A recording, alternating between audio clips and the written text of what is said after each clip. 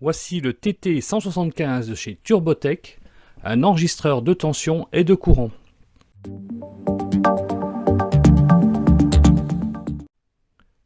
Dans la boîte, vous trouverez le TT175, la pince ampère-métrique jusqu'à 200 A, la sonde de tension.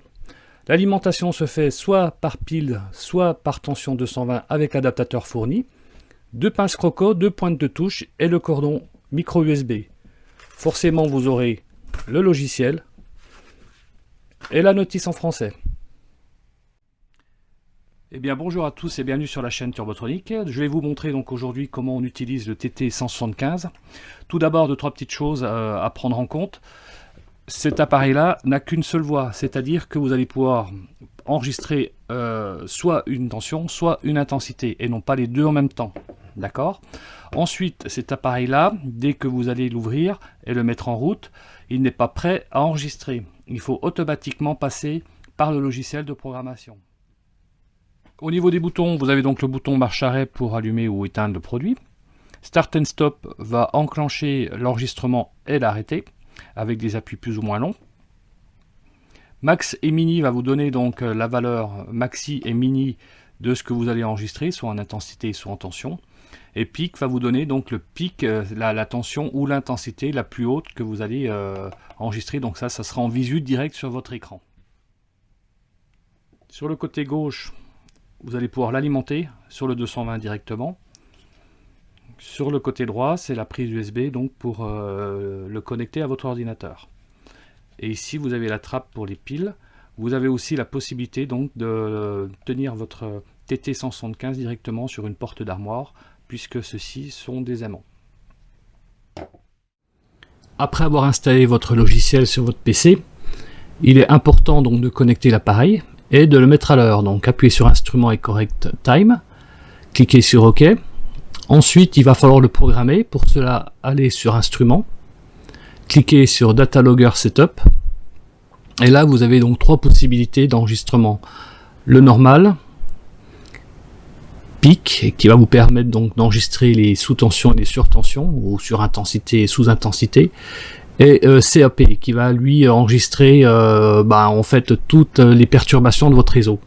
Quand on appuie sur normal, ici, vous avez possibilité donc de programmer le pas, soit en secondes, soit en minutes. Donc avec les petits curseurs, vous allez pouvoir jouer avec tout ça. Voilà, ici donc on est sur minutes ou même heures. Hein. Donc ça c'est les pas de votre programme en programmation standard. Là vous avez la possibilité donc de mettre en route automatiquement avec une programmation, vous pouvez programmer à partir d'un certain temps. Et ici donc d'enregistrer, d'écraser la mémoire, c'est-à-dire d'enregistrer jusqu'à l'écrasement de votre mémoire. Voilà, ensuite ici ça c'est un menu qui est disponible quand on appuie sur CAP. Et là vous allez donc sélectionner soit volt ou ampère. Alors faites bien attention quand vous êtes en train d'utiliser la pince ampère métrique, il faut bien vous mettre sur ampère. Voilà, comme ceci.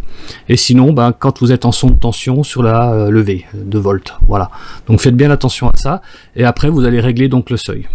Et une fois que vous avez fait vos réglages, vous appuyez sur le setup et là il vous dit l'appareil qu'il va falloir donc appuyer sur start de telle manière à enclencher comme je vais vous montrer tout de suite. Donc au niveau du branchement, j'ai connecté donc les deux pointes de touche à une prise de courant. J'ai fait une programmation normale donc pour une prise de tension toutes les secondes. Je vais mettre en route le TT175. Là j'ai donc la tension qui s'affiche. Et pour commencer l'enregistrement, je vais rester appuyé quelques secondes sur Start, de telle manière à avoir le petit voyant REC qui s'affiche, voilà, comme ceci. Donc là, on est en mode enregistrement. Donc je vais le laisser enregistrer quelques secondes, de telle manière à ce qu'il prenne les mesures de tension. Et pour l'arrêter, vous restez appuyé sur le bouton Start Stop, cette fois-ci Stop, pendant quelques secondes, voilà, jusqu'à ce que l'on ne voit plus le petit sigle REC, voilà, et là on a End qui vient de s'afficher. À partir de ce moment-là, il faut absolument le connecter au PC. Vous ne pouvez pas enclencher un enregistrement. Là, si je reste appuyé, vous verrez que REC ne s'enclenchera jamais. C'est fait exprès. il faut absolument aller le vider dans l'ordinateur. C'est ce qu'on va faire tout de suite. Donc connectez votre appareil à votre PC, cliquez sur Instrument, Download, cliquez sur Download. Là vous verrez donc le petit graphique qui vous explique donc ce que vous avez. Vous avez la possibilité de zoomer. Là vous avez donc vos tensions, l'axe qui vous permet aussi de régler au plus juste votre tableau. Vous pouvez aussi régler les couleurs. Et vous pouvez aussi visualiser plusieurs points. Donc ça c'est vous qui décidez ce que vous voulez faire.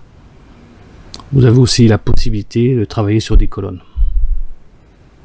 Ensuite, vous allez pouvoir vérifier la liste en cliquant sur le petit bouton que vous avez vu tout de suite. Et là vous avez donc la liste de tous vos enregistrements. Vous avez la possibilité aussi donc de l'imprimer. Donc si vous êtes sur graphe, vous imprimez donc forcément le graphe. Pour la liste, il va falloir revenir sur la liste de telle manière à pouvoir imprimer la liste. Donc on va revenir sur la liste comme cela et ensuite repartir sur File, Print, et là vous avez donc à nouveau la possibilité d'enregistrer votre liste. Voilà. Et là à ce moment-là vous l'enregistrez par exemple en PDF. Donc voilà le PDF, comment il se présente.